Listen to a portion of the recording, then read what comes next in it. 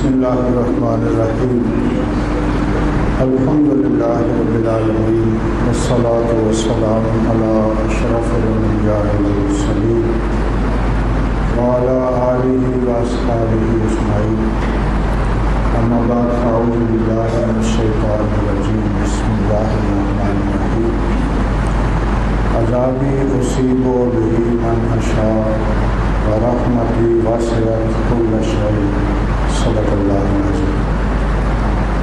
آج ہم اللہ کی رحمت کے حوالے سے گفتگو کرنا چاہ رہے ہیں۔ مقصد بڑا واضح ہے کہ آج رات شب برات کی رات ہے، معافی کی رات ہے، توبہ کی رات ہے، بلکہ رات کس نے دیکھی اسی لمحہ معافی مانگ لینی چاہیے، پتہ نہیں وہاں تک پہنچتے ہیں نہیں پہنچتے۔ تو میں چاہا کہ آج ہم اللہ کی رحمت کا ذکر کریں، کیونکہ اگر ذہن میں یہ بات ہو کہ وہ سنتا ہے، قبول فرماتا ہے، مہربانی کرتا ہے، تو پھر مانگنے کا حال اور ہوتا ہے۔ اور اگر ذہن میں کچھ ہو ہی نہ یا مایوسی ہو یا آپ ہٹ جائیں کہو نہیں الگ الگ ہو جاؤ، آپ کو اتنا بھی شعور نہیں ملا، قاری صاحب کہاں ہیں ان کو سنبھالو۔ تو اگر انسان کا ذہن مایوس ہو، کیونکہ شیطان کی پوری کوشش ہے کہ وہ اللہ کی رحمت سے بندے کو مایوس کرے، یہ ہے بہت بڑی کوشش اس کی۔ اسی لیے ابھی ہم کچھ روایات بیان کریں گے۔ ہمارے کریم آقا نے صلی اللہ علیہ وسلم نے بڑے بڑے گناہ گاروں کی بخششیں خود بیان فرمائیں، خود بیان کی، تاکہ شیطان پورا زور لگائے بندے کو مایوس کرنے پر تو بندہ مایوس نہ ہو۔ یہ بھی اس کی چونکہ کوشش ہے، اور آپ نے محسوس کیا ہوگا کہ اللہ کے بارے میں، حضور کے بارے میں ہمارے وہ اذہان نہیں رہے جو ایک مسلمان کے ہونے چاہیے۔ کئی دفعہ میں نے مثال کے ذریعے آپ کو یہ سمجھانے کی کوشش کیا کرتا ہوں کہ ہم جتنا اپنے ساتھی پر، دوست پر مان کرتے ہیں، فخر رکھتے ہیں، یہ اعتماد کرتے ہیں کہ وہ بات مان جائے گا، سفارش کر لے گا، یہاں تک ہم کہہ دیتے ہیں کہ میں فون کر دیتا ہوں کام بن جائے گا، آپ کہتے ہیں میرا نام لینا کام بن، یہ کیا ہے؟ یہ اعتماد ہے کہ وہ میری بات مان لے گا، سنے گا، مسترد نہیں کرے گا۔ کبھی ہمارے ذہن میں یہ اللہ کے بارے میں بھی ذہن گیا کہ اللہ مسترد نہیں فرماتا۔ جن بندوں، اقبال نے کہا نا، بتوں سے تجھ کو امیدیں، خدا سے نا امیدی۔ یہ بتوں نے سارے دوست، احباب، سارے ان سے امیدیں ہیں کہ یہ بات ضرور مان لیں گے، لیکن جو سب سے زیادہ مانتا ہے اس کی کبھی ہم سوچ ہی کوئی نہیں۔ بلکہ اسلام تو ہمیں یہ بتاتا ہے کہ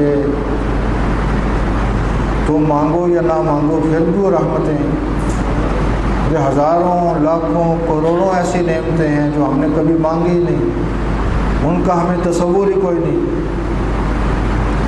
یہ جو ہیں امام فخر الدین رازی رحمۃ اللہ علیہ، انہوں نے جو توحید پر گفتگویں کی نا اپنی تفسیر میں، کسی دن ہم اس کو موضوع بنائیں گے انشاءاللہ۔ میں چاہ رہا ہوں گا وہ چیزیں 2 4 5 اکٹھی کر لوں، آپ کو بتاؤں گا کسی دن۔ تو انہوں نے ایک گفتگو کی اس پر کہ اللہ کی قدرت دیکھو، انسان کو اور مخلوق کو جس شے کی زیادہ ضرورت ہے اللہ نے اسے فراوانی کے ساتھ پیدا کیا۔ پھر انہوں نے مثالیں دی، مثلا 2 4 مثالیں تو آپ اور میں بھی سمجھ سکتے ہیں۔ مثلا انہوں نے کہا کہ یہ پانی، یہ ہوا، یہ مخلوق کی ضرورت ہے، اور ان میں فرمایا کہ جتنی ضرورت ہے اتنی اللہ نے فراوانی پیدا کی۔ پھر دونوں میں فرق کیا کہ پانی کا جب پیاس لگے تو آدمی محتاج ہوتا ہے، فرمایا ہوا کا ہر وقت محتاج ہے۔ پھر آگے فرق کیا، انہوں نے کہا پانی کا نظام دیکھو، پانی تو پھر آپ کو چلو بھرنا پڑے گا، کسی برتن میں لینا پڑے گا، کسی ٹوٹی سے پینا پڑے گا۔ ہوا کے لیے اللہ نے وہ بھی نہیں رکھا کہ چلو بھر کے لے لو، اس کا نظام ایسا بنایا کہ خود ہی نصیب ہو جاتی ہے۔ لیکن یہ ان لوگوں کی جو سوچ و فکر کریں، غور و فکر کریں، اس لیے قرآن کہنا تدبر کرو، غور کرو، فکر کرو۔ وہ کہتے ہیں پانی کی بھی ضرورت ہے، ہوا کی بھی ضرورت ہے، لیکن پانی ہو سکتا ہے آپ کو چلو بھرنا پڑے، گلاس میں لینا پڑے، پھر آپ لیکن ہوا کے لیے وہ بھی نہیں رکھا کہ چلو بھرنا پڑے، کیونکہ اس کی ضرورت پانی سے زیادہ ہے۔ تو ایسا نظام فٹ کیا کہ وہ خود ہی نصیب ہو جاتی ہے۔ یہ گفتگو کرنے کے بعد کافی تفصیلی انہوں نے پھر مثالیں دی، پھر یہ ہواؤں پر، پھر درختوں پر، پتہ نہیں کہاں کہاں وہ ہوا کی تفصیلات، اور آخر میں جا کر کہتے ہیں کہ ایک ایسی شے بھی ہے جس کی بندوں کو سب سے بڑی ضرورت ہے، اور ہوا، پانی، ہر شے اس کا مقابلہ کر ہی نہیں سکتی۔ تو پھر خود ہی بتایا کہ وہ رحمت خدا بندی ہے۔ اس سے آپ کو احساس نہیں ہوا کہ ہوا کے لیے بھی کوئی چلو بھرنے کی ضرورت نہیں، تو پھر ہوا کا مقابلہ رحمت خدا بندی سے بھی کوئی نہیں ہو سکتا۔ اور پھر انہوں نے تو دنیا میں اور آخرت کے انہوں نے کہا بندوں کو سب سے زیادہ آخرت میں رحمت باری کی ضرورت ہے، اور اللہ کریم نے اپنے کتاب میں یہ اعلان کر دیا کہ کائنات کی ہر شے وہ تھوڑی ہے، میری رحمت سب سے وسیع ہے۔ تو اللہ کی رحمت، یہاں اس پہلو کی طرف بھی توجہ مبذول کرانا میں بہت ضروری سمجھ، بلکہ فریضہ سمجھتا ہوں کہ ہم لوگ جب اللہ کی رحمت بیان کرتے ہیں تو کوئی توازن ذرا کھو جاتا ہے، کیونکہ ہم شیخ عبد القادر جیلانی جیسے لوگ نہیں ہیں کہ جو توازن کو قائم رکھیں۔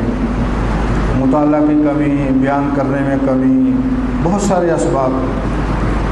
تو ہم جب بیان کرتے ہیں اسٹیجوں پہ تو اکثر نا اللہ کی رحمت کا ذکر گناہ گاروں کے لیے کرتے ہیں، اکثر اور بڑا اس پہ زور دیتے ہیں کہ اللہ گناہ گاروں کا ہے، حضور گناہ گاروں کے، اور اتنا زور دیتے ہیں، اتنا زور دیتے ہیں کہ بعض اوقات احساس کرتا ہے آدمی کہ نیکی چھوڑ ہی دی جائے یار۔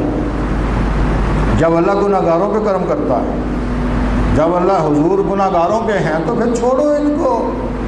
تو یہ نظام غلط ہے، بلکہ یوں بیان کرنا چاہیے کہ اللہ گناہ گاروں پر بھی رحمت کرتا ہے، یہ بیان کرنا چاہیے۔ ورنہ قرآن کی آپ آیت، مثلا ایک آیت ہے قرآن کی، اس میں واضح لفظ ہے ان رحمت اللہ قریب من المحسنین، یہ قرآن کے واضح لفظ ہیں، یعنی یہ کوئی میری اور آپ کی بات یا جملہ نہیں ہے، یہ قرآنی لفظ ہے، ان رحمت اللہ قریب من المحسنین۔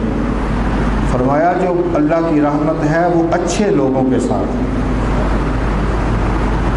پھر ان اللہ مع الصابرین، ان اللہ مع المتقین، ان اللہ مع الذین اتقوا والذین هم محسنون۔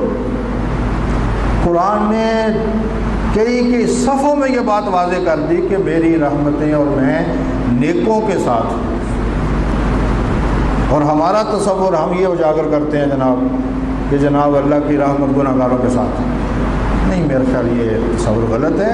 تصور یہ ہے کہ اللہ کی رحمت، بلکہ یہ جو آیت کریمہ میں نے پڑھی اس میں ذکر بھی اسی بات کا ہے کہ بعض لوگوں نے مطالبہ کیا تھا کہ ہمیں اپنی رحمت، خصوصی رحمتیں عطا فرما، تو اللہ نے کہا کہ نہیں،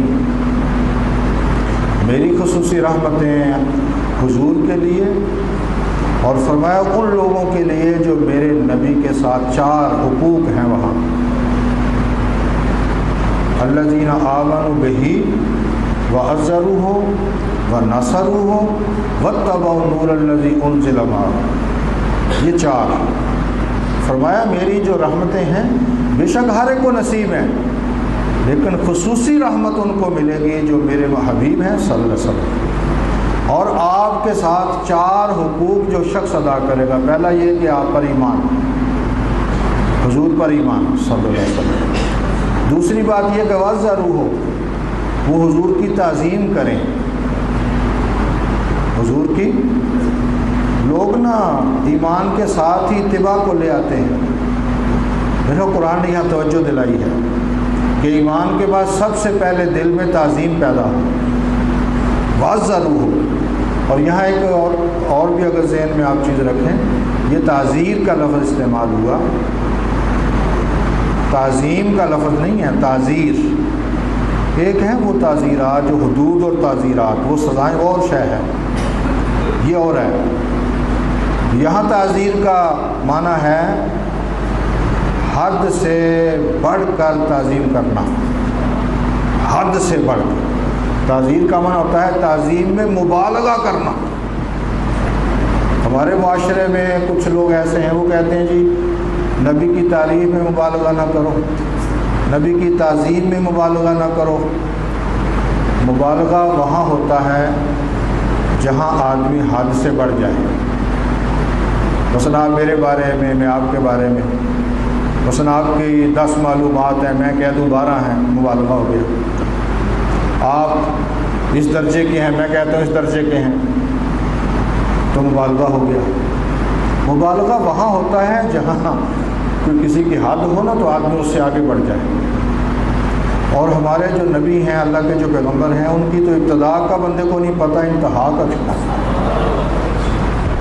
ہمارے جو شمائل پہ لکھنے والے لوگ ہیں نا، جو شمائل، حضور کے شمائل، تعریف، ثنا پہ لکھنے والے لوگ، وہ کہتے ہیں نبی کو اس طرح سمجھو کہ جس طرح آدمی زمین پہ کھڑا ہے اور ثریا ستارے، اور زمین پہ کھڑا ہو کر جس طرح وہ ستاروں پہ ہاتھ نہیں ڈال سکتا نا، اس طرح بندہ نبی کی شان تک نہیں پہنچ سکتا.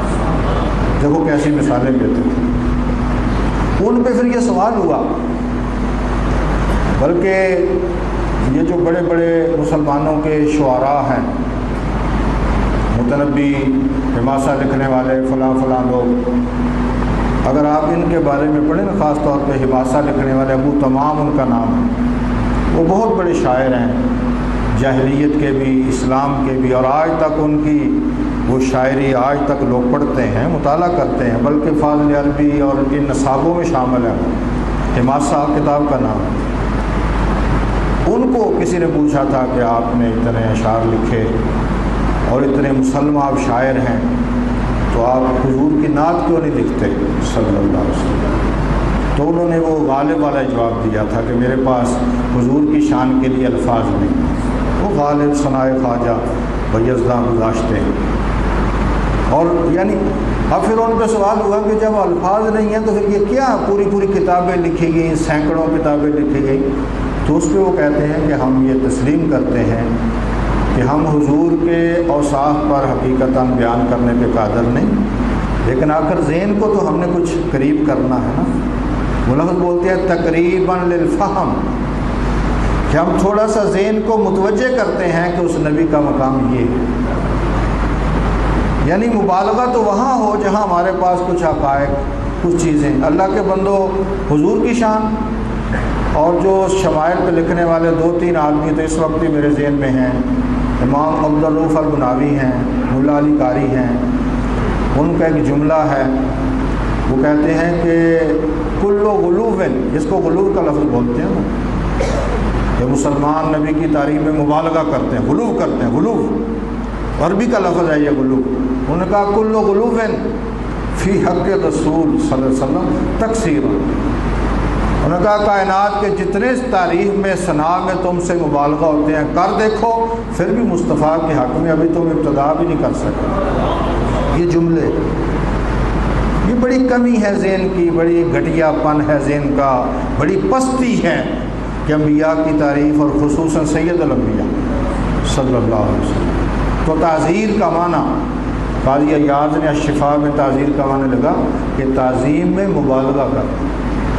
تو ایمان لائے سرور عالم کی ذات پر، اور ایمان لانے کا معنی اگر آدمی کو سمجھا جائے نا تو سارا کچھ ہی آ جائے. ایمان لانے کا معنی یہ نہیں ہے کہ زبانی مان لیا، دل سے خادم بننا، دل سے. پھر صحابہ کو پڑھو نا کیسے ایمان لائے، اپنی سوچیں ہی ختم کہ جو مصطفیٰ کہیں گے وہ. تعظیم دوسرا پہلو ہے تعظیم، اور تیسرا یہ ہے ورنہ